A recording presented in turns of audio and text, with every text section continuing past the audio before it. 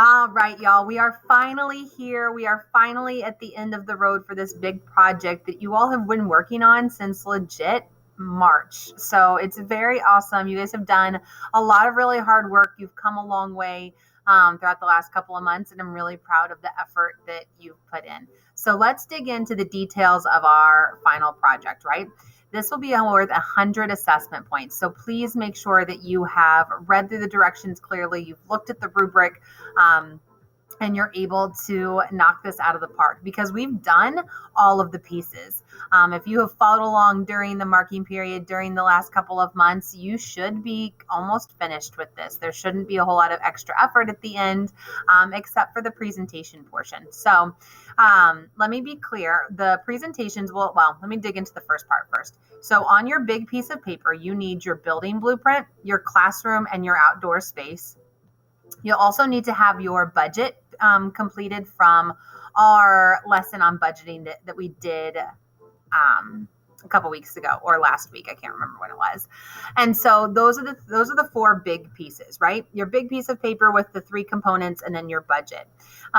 The specific needs for each of the blueprints is listed on the rubric if you have not yet done those, so you can check that out.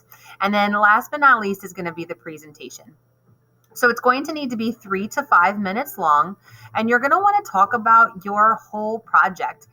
For the big blueprint, talk about why you laid things out the way you did. Maybe you can explain why you had room for an indoor playground, or why you put the front door where you did, or how big the room sizes are for the 4-year-olds comparatively speaking.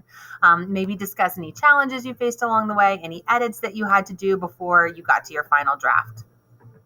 For the classroom piece, again, explain, just like you did with your building, explain your classroom.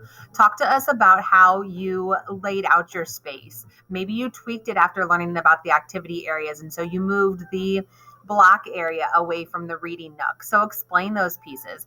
Talk about your traffic flow and how children are going to be able to manage your space and your classroom, and all those pieces.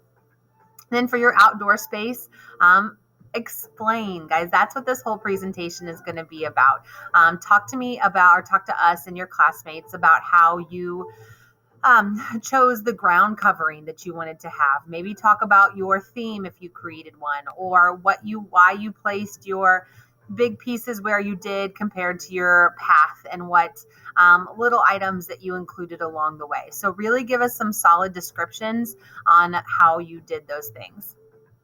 Then for the budget, you're going to talk about how many kids you have in each classroom, the number of staff that you have. You're going to talk about if your budget is in the red, meaning it's negative, right? Like you've spent more money than you've brought in, or if your budget is in the positive. So give us those numbers at the very bottom of your operating tab, where it talks about total income and total expenses and what that number looks like.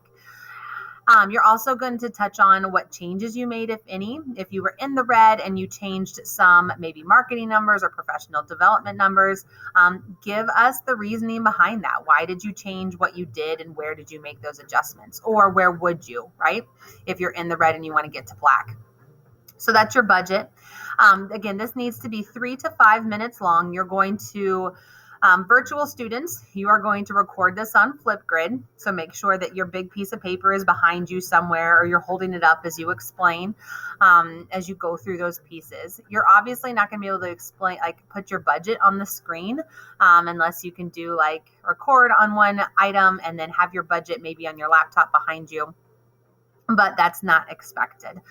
Virtual students, what is expected of you, however, is that you watch videos of your peers. So you must comment, ask questions or give positive feedback to at least 5 videos. That's the expectation to earn the points for that area. So you want to make sure that you are asking questions or positive feedbacking 5 different peers. If you are in person, if you're a hybrid student, we are going to present these live, and your expectation is that you are asking questions or giving positive feedback for at least 2 of your peers.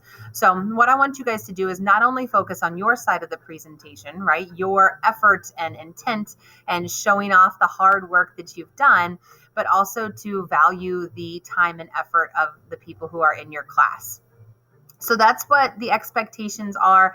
All of this is also listed in the Google Classroom in the Google Slides item on Google Classroom, and the rubric is also posted there in 2 separate spots. So you've been working really hard on this. I'm proud of you. Finish it up. If you have any questions, shoot me a message on Remind or ask me during class. You've got this.